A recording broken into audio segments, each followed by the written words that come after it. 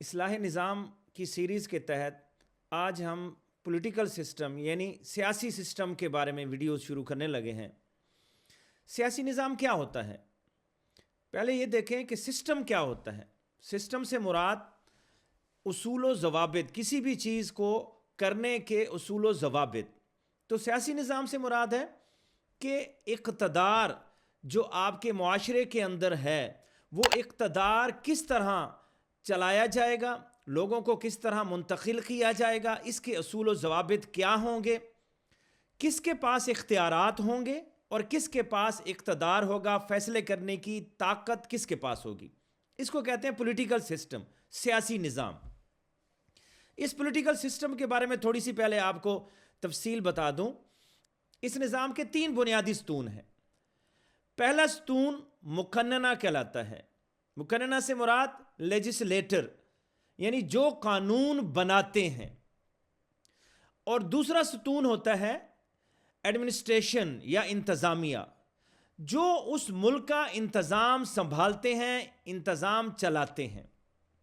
اور تیسرا وہ جوڈیشری ہوتی ہے، عدلیہ جس کو کہتے ہیں۔ ان کا کام ہوتا ہے لوگوں کو اس قانون کے مطابق انصاف فراہم کرنا جو قانون پہلے مقننہ بنا چکی ہوتی ہے۔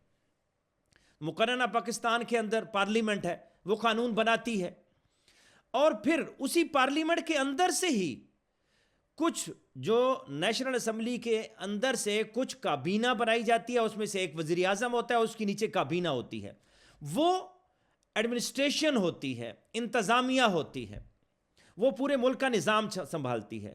لیکن قانون پوری پارلیمنٹ مل کے بناتی ہے۔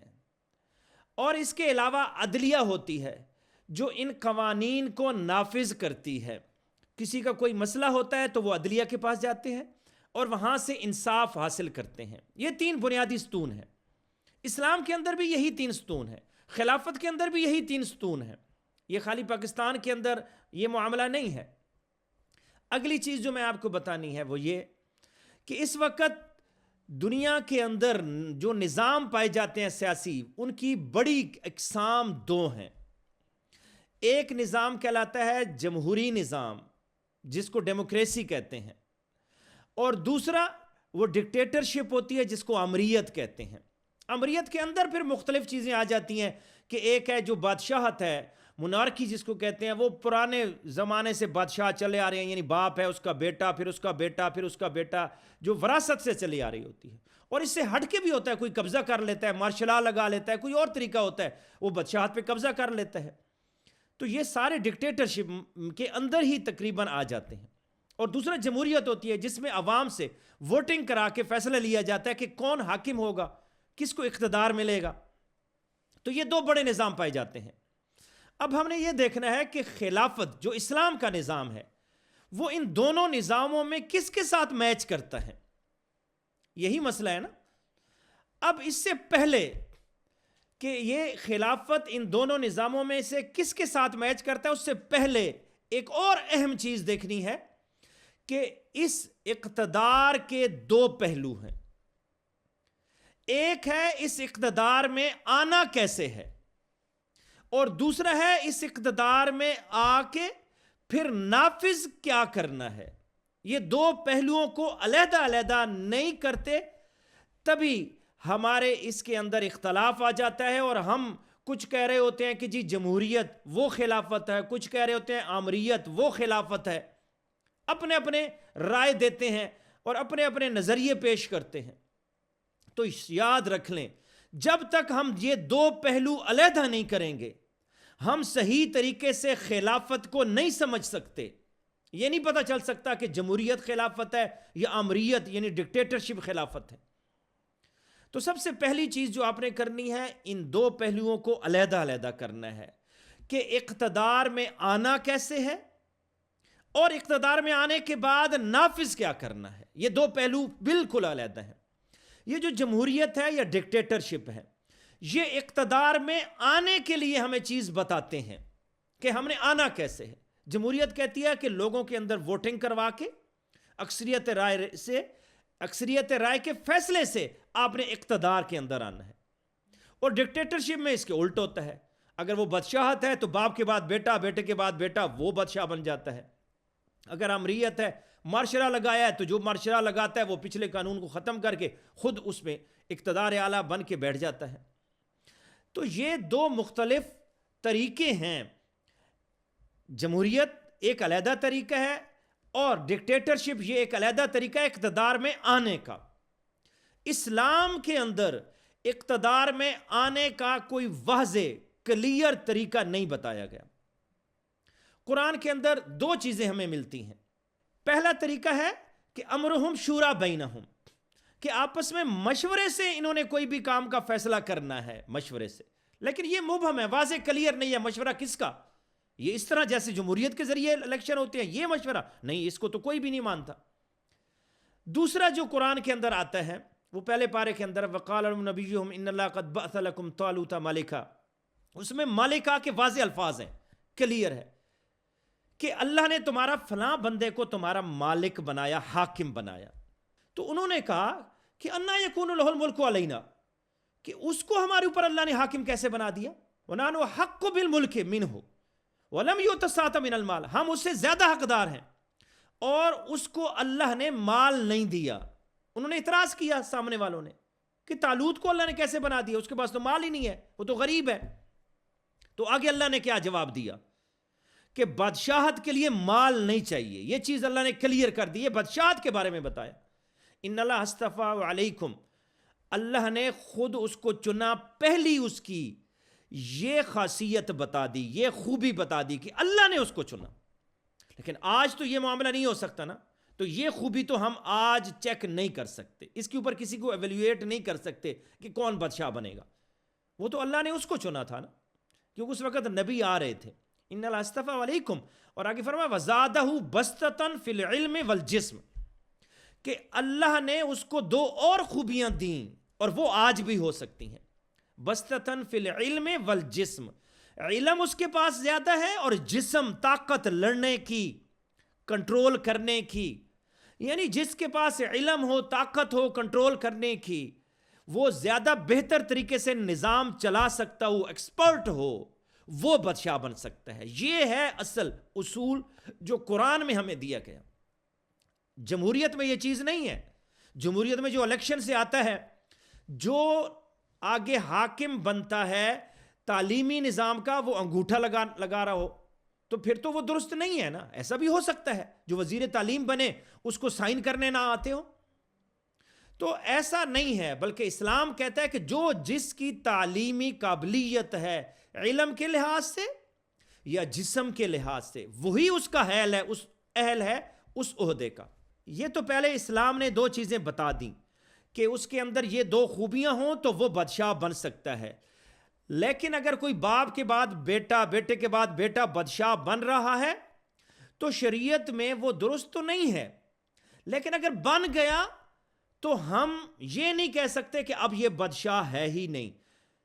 ہم نے دوسرا پہلو آگے دیکھنا ہے. چاہے وہ صحیح طریقے سے بادشاہ بنا، یعنی وہ زادہ بسطۃ فی العلم والجسم والی خوبیاں اس کے اندر ہیں تو پھر بھی ٹھیک ہے. اور اگر وہ خوبیاں نہیں ہیں لیکن بادشاہ بن گیا ہے تو ہم نے جب دوسرا پہلو دیکھنا ہے کہ اس نے نافذ کیا کرنا ہے، اس میں نافذ اس نے شریعت کرنی ہے. ہمارا یہ رویہ ہوتا ہے دنیا کے اندر، ہم پہلے پہلو کے اوپر زیادہ فوکس کرتے ہیں اور دوسرے پہلو کو اگنور کر دیتے ہیں، بھول جاتے ہیں. لڑائیاں ہو رہی ہوتی ہیں، میں نے دیکھا ہے سوشل میڈیا پہ کہ یہ بادشاہ بنا تو یہ باپ کے بعد بیٹا بن گیا، بیٹے کے بعد بیٹا بن گیا، تو اس لحاظ سے تو یہ خلیفہ ہو ہی نہیں سکتا. یہ ایسے ہی ہے کہ جیسے کوئی بندہ نماز پڑھنے آئے، اس کی داڑھی نہیں ہے، وہ نماز پڑھنے آتا ہے تو ہم کہیں جی اس کی داڑھی نہیں ہے تو یہ نماز پڑھ ہی نہیں سکتا. دیکھیں داڑھی رکھنا بہتر ہے، فرض ہے کچھ کے ہاں سنت ہے. لیکن اگر کسی کی داڑھی نہیں ہے تو ہم یہ تو نہیں کہہ سکتے کہ اب تم نماز ہی نہیں پڑھ سکتے. اگر وہ نماز پڑھے گا تو ہم کہیں گے ہاں یار نماز پڑھ رہا ہے، اس کو اجر ملے گا. ایک اس کے مقابلے میں دوسرا بندہ بھی میں آپ کو بتا دوں، ایک بندہ ہے اس نے داڑھی رکھ لی لیکن وہ نماز نہیں پڑھتا، تو اس کے اوپر ہم بات نہیں کریں گے. ہم کہیں گے داڑھی ہے جی داڑھی ہے، تو اس داڑھی کا کیا فائدہ جب وہ نماز ہی نہیں پڑھ رہا. یعنی اصل فوکس تو پہلے نماز پہ ہونا چاہیے نا، داڑھی پہ تو فوکس بعد میں ہے. ایک بندہ وہ کسی طرح آ گیا، حکمران بن گیا، چاہے جمہوریت سے آ گیا، چاہے ڈکٹیٹرشپ سے، آمریت سے، چاہے باپ کے بعد بیٹا، بیٹے کے بعد بیٹا بن کے آ گیا. یہ اگرچہ اس کے اندر بہتر طریقہ قرآن نے بتایا ہوا کہ زادہ بسطۃ فی العلم والجسم، اگر وہ اس طریقے کو اڈاپٹ نہیں کر کے آیا، کسی اور طریقے سے آ گیا، تو وہ ایسے ہی ہے جیسے ایک داڑھی منڈا داڑھی کے بغیر والا نماز پڑھنے آ گیا. وہ چیز ہم اس کو کنڈیم کریں گے کہ یہ درست نہیں ہے، اس کو صحیح کرنا چاہیے، لیکن اس پہ زیادہ فوکس نہیں دینا. زیادہ فوکس تو اس بڑے فرض پہ ہے. اصل فرض کیا تھا؟ وہ تھا شریعت کا نفاذ. جب جمہوریت کے ذریعے کوئی آ گیا اور اس نے شریعت نافذ کر دی، اس نے غیر شرعی نظام کو ختم کر دیا، تو وہ بھی خلیفہ ہے. ڈکٹیٹر بن کے کوئی آ گیا، وہ بھی خلیفہ ہے. مجھے بتائیں، ایک کافر ملک ہے، اس کے اوپر مسلمان حملہ کرتے ہیں، پھر وہاں پہ ایک بادشاہ زبردستی ڈکٹیٹر بن جاتا ہے اور وہ شریعت نافذ کر دیتا ہے، تو کیا غیر اسلامی ہوگا؟ یہ کیا وہ خلیفہ نہیں ہوگا؟ زبردستی ڈکٹیٹر بنا کہ نہیں بنا قبضہ کر کے کسی ملک پہ؟ تو یہ ڈکٹیٹرشپ یہ چیز نہیں ثابت کرتی کہ اب وہ خلیفہ نہیں ہو سکتا. خلیفہ ڈکٹیٹر بھی ہو سکتا ہے، خلیفہ آمر بھی ہو سکتا ہے، خلیفہ جمہوریت والا بھی ہو سکتا ہے. اس پہ ڈیبیٹ علیحدہ ہے کہ وہ جس طریقے سے بن کے آیا، کیا وہ اس کی مجبوری تھی یا پھر وہ پراپر طریقے سے کر کے آیا. اور اگر مجبوری نہیں تھی، پراپر طریقے سے نہیں آیا، غلط طریقے سے آیا، اس کا گناہ وہ لیول کم ہے، وہ علیحدہ ڈیل کیا جائے گا. اصل چیز جس پہ فوکس کرنی تھی، خلافت جس کا نام ہے، جو شریعت میں بتایا گیا ہے، اس کا تو شریعت میں بتایا نہیں گیا نا. کہیں حکم ہی نہیں ہے کہ کس طریقے سے لازمی آنا ہے. لازمی کا وہ حکم نہیں ہے. اس کے اندر لازمی کا حکم ہے کہ جب آ گئے الذین ان مکناہم فی الارض اقاموا الصلاۃ وآتوا الزکاۃ، جس کو اللہ نے حکومت دے دی، اب اس نے شریعت نافذ کرنی ہے. والذی ارسل رسولہ بالہدی ودین الحق لیظہرہ علی الدین کلہ. اللہ کے نبی صلی اللہ علیہ وسلم کو اس لیے بھیجا تھا نا کہ اس دین کو سارے دینوں پہ غالب کر دے. وَمَن لَّمْ يَحْكُمْ بِمَا أَنزَلَ اللَّهُ فَأُولَٰئِكَ هُمُ الظَّالِمُونَ فَأُولَٰئِكَ هُمُ الْفَاسِقُونَ فَأُولَٰئِكَ هُمُ الْكَافِرُونَ. یہ جگہ جگہ قرآن کے اندر علیحدہ مختلف طریقے سے آیات آئی ہیں نا کہ جس نے اللہ کی شریعت کے علاوہ کوئی چیز نافذ کی تو وہ ظالم ہے، وہ فاسق ہے، وہ کافر ہے. یہ بتا دیا اللہ نے. بلکہ دوسری جگہ فرمایا اللہ نے وَأَنِحْكُمْ، اللہ کے نبی صلی اللہ علیہ وسلم کو حکم کیا وَأَنِحْكُمْ بَيْنَهُمْ بِمَا أَنزَلَ اللَّهُ وَلَا تَتَّبِعْ أَهْوَاءَهُمْ وَاحْذَرْهُمْ أَن يَفْتِنُوكَ عَن بَعْدِ مَا أَنزَلَ اللَّهُ إِلَيْكَ کہ اے نبی صلی اللہ علیہ وسلم، أَنِحْكُمْ بَيْنَهُمْ بِمَا أَنزَلَ اللَّهُ، ان کے درمیان فیصلہ کرو. کس چیز سے؟ ان سے پوچھ کے، ان سے رائے لے کے، ووٹ کروا کے، الیکشن کروا کے نہیں. انحکم بینہم بما انزل اللہ، جو اللہ نے نازل کیا. آگے کیا فرمایا؟ فرمایا ولا تتبع اہواءہم، ان کے خواہشات کے پیچھے چل کے، ان کے الیکشن کروا کے، ان کی ووٹنگ کروا کے، ان سے مشورہ لے کے تو اس کے پیچھے نہیں چلنا. ولا تتبع اہواءہم، وہ جو امرہم شورا بینہم کی بات ہو رہی ہے نا، تو یہاں کیا بتایا گیا؟ وہ شورا کچھ خاص لوگوں سے مشورہ ہے، اور اس کے بعد بھی ہے فَإِذَا عَزَمْتَ فَتَوَكَّلْ عَلَى اللَّهِ، مشورہ لو لیکن جب تم صحیح چیز سمجھ لو اس کے بعد اللہ پہ توکل کرو. ان کی مشورے کے خلاف ہو یا صحیح ہو، مشورے پہ عمل کرنا فرض نہیں ہوتا اس میں بھی شریعت میں. یہاں پہ تو واضح کہہ دیا نحکم بینہم بما انزل اللہ، اگر اللہ کی مرضی کے خلاف کوئی بات ہو ولا تتبع اہواءہم، پھر ان کی خواہشات، ان کی الیکشن، ان کی ووٹوں کی پیروی نہیں کرنی. واحذرہم، اور خیال رکھنا، اس چیز سے ڈر کے رہنا، واحذرہم ان یفتنوک عن بعد ما انزل اللہ الیک، کہ یہ جو اللہ کا نازل کردہ ہے اس میں سے کسی چیز سے تمہیں پھیر نہ دیں اپنی خواہشات کے پیچھے لگ کے کہ جی یہ چیز نہیں کرنی. تو یاد رکھ لیں میرے بھائیو، اصل چیز ہے وہ جو اللہ نے ہمیں شریعت دی ہے اس کا نفاذ.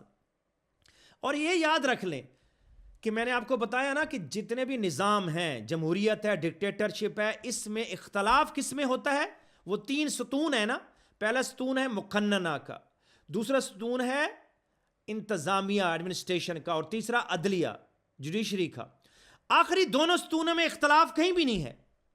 چاہے جمہوریت ہو چاہے آمریت ہو، ان کو انتظامیہ بھی بنانی پڑے گی، ان کو عدلیہ بھی بنانی پڑتی ہے، لیکن اصل قانون ہوگا کیا، کس کا قانون چلے گا، حکم کس کا چلے گا، وہ مقننہ، اس میں اصل اختلاف ہوتا ہے۔ پوری دنیا کے جتنے بھی سیاسی نظام ہیں اس میں اختلاف صرف مقننہ میں ہے، اور خلافت کا بھی اختلاف صرف اسی مقننہ میں ہے کہ نافذ کیا کیا جائے گا۔ تو یاد رکھ لیں، اس میں کچھ قوانین تو ہوتے ہیں جو دنیا کی لوگوں کی بھلائی کے لیے ہوتی ہیں، اس کے لیے انسانوں کے اوپر چھوڑ دیا گیا۔ جو وہاں پہ انتظامیہ ہے، جو وزیر اعظم ہے، چاہے جمہوریت کے ذریعے، ڈیموکریسی کے ذریعے آ جائے، وہ وزیر اعظم ہے، وہ قوانین بنا سکتا ہے۔ ٹریفک کے قوانین ہیں، لوگوں کے قوانین ہیں، محکموں کے قوانین ہیں، وابڈا کے قوانین ہیں، تعلیم کے قوانین ہیں، جتنے قوانین ہیں وہ بنا سکتا ہے۔ شریعت اس کے خلاف نہیں کہتی کہ یہ نہیں بنا سکتا، اس کی اجازت دیتی ہے۔ ہاں، جو اللہ کے فکس قوانین ہیں ان کے خلاف کوئی قانون نہیں بنا سکتی۔ لا طاعۃ لمخلوق فی معصیۃ الخالق، وہ جو مخلوق ہے، جو دنیا میں جن کو خلافت دی گئی ہے، جو بادشاہ ہے، اللہ کی مرضی کے خلاف وہ کوئی قانون نہیں بنا سکتے۔ اس میں خیال رکھنا ہوتا ہے۔ باقی کوئی جمہوریت کے ذریعے آ جائے، ڈکٹیٹرشپ کے ذریعے آ جائے، کسی بھی ذریعے سے آ جائے، آنے کے راستے پہ اس کے ساتھ ڈیبیٹ کی جا سکتی ہے کہ وہ پراپر طریقے سے آیا یا غلط، یا بہتر طریقے سے آیا اور کم بہتر طریقے سے آیا۔ بہتر زیادہ طریقہ تو وہی تھا، وَزَادَهُ بَسْطَةً فِي الْعِلْمِ وَالْجِسْمِ، جس کو اللہ نے صلاحیت دی اسی کو اس عہدہ دیا جائے جس عہدے کا وہ مستحق ہے۔ اگر اس طریقے سے آیا، یوسف علیہ السلام نے بھی یہی کہا تھا نا کہ میں اس کا مستحق ہوں اس کے لیے، تو جس عہدے کا جو مستحق ہے اس کو دیا جائے، بہتر تو وہی ہے۔ لیکن اگر کوئی اس سے نہیں آتا، باپ کے بعد بیٹا بن جاتا ہے، تو ہم اس کو غلطی تو کہیں گے، اس کو غلطی کہیں گے، لیکن اس غلطی کے اوپر ہی فوکس کر کے نہیں بیٹھ جائیں گے۔ ہم کہیں گے اب آ گئے تو اب اگلا کام کرو۔ اصل جو مقصود تھا وہ تھا شریعت کا نفاذ۔ اگر وہ شریعت کا نفاذ کر دیتا ہے تو پھر ٹھیک ہے۔ اور میں آپ کو ایک چیز اور بتا دوں، شریعت کے نفاذ کی میں دو عقلی دلیلیں بھی دے دیتا ہوں۔ شریعت کے نفاذ کی دو عقلی دلیلوں میں پہلی عقلی دلیل، تفصیل انشاءاللہ پھر میں آگے رکھوں گا اگلی ویڈیوز کے، دو میں مختصر آپ کو عقلی دلائل دے دیتا ہوں۔ پہلی دلیل کہ کوئی بھی نظام ہے، اس کی پہلی خاصیت یہ ہونی چاہیے کہ وہ نظام وہ بنائے کہ جس کے لیے وہ نظام بنایا جا رہا ہے اس کا خالق وہی نظام بنائے۔ خالق کے علاوہ بنائے گا تو وہ نظام بہترین نہیں ہوگا۔ مثال کے طور پہ ایک گاڑی ہے، گاڑی کا نظام بنایا جا رہا ہے کہ اس کو پٹرول پہ چلنا ہے یا اس کو ڈیزل پہ چلنا ہے یا بجلی پہ چلنا ہے، تو وہ نظام کون بتائے گا؟ اس کا خالق، جس نے اس گاڑی کو بنایا۔ اسی طرح انسان کا بہترین نظام وہ بنائے گا جس نے انسان کو بنایا ہے، اس لیے کہ اس کو ایک ایک چیز کا علم ہے۔ گاڑی کو بنانے والے کو ہی علم ہے کہ گاڑی کے اندر میں نے کون کون سے پرزے لگائے ہیں۔ انسان کا صرف اللہ ہی جانتا ہے کہ اس کے اندر کیا کیا چیزیں ہیں، لوگ ایک دوسرے کو نہیں جان سکتے۔ اور دوسری جو عقلی دلیل ہے وہ یہ ہے مفادات کا ٹکراؤ۔ اگر لوگوں کے بارے میں قوانین بنائیں گے تو وہاں مفادات کا ٹکراؤ آئے گا۔ آپ دیکھ لیں، پارلیمنٹ کے اندر دیکھ لیں، مفاد کا ٹکراؤ کتنا زیادہ ہوتا ہے۔ ایک سیاسی جماعت جو ایک دفعہ اصول بناتی ہے، اگلا جب موسم آتا ہے، اگلی جب الیکشن آتے ہیں، اس کے اندر وہ دوسرے قوانین بنا دیتی ہے، کیونکہ اب اس کے مفادات چینج ہو چکے ہوتے ہیں۔ ترمیم کرتی ہے، پہلے خود دوسری کی ہوتی ہے، پھر ترمیم کر کے دوسری چیز نہیں آتی ہے، ایسا ہوتا ہے نا۔ تو مفادات کے لیے ہر کوئی اپنی مرضی کے مطابق قوانین بناتا ہے، یہ بچہ جانتا ہے، لیکن اللہ کا کسی سے کوئی مفاد نہیں ہے۔ اللہ انصاف چاہتا ہے۔ اللہ نے اس لیے قرآن میں فرمایا کہ اگر یہ وَيَكُونَ الدِّينُ كُلُّهُ لِلَّهِ، جب دنیا میں سارے کا سارا دین اللہ کا آ جائے گا تو پھر دنیا میں فساد ختم ہو جائے گا۔ اللہ حق سمجھنے عمل کرنے کی توفیق عطا فرمائے۔ السلام علیکم ورحمۃ اللہ وبرکاتہ۔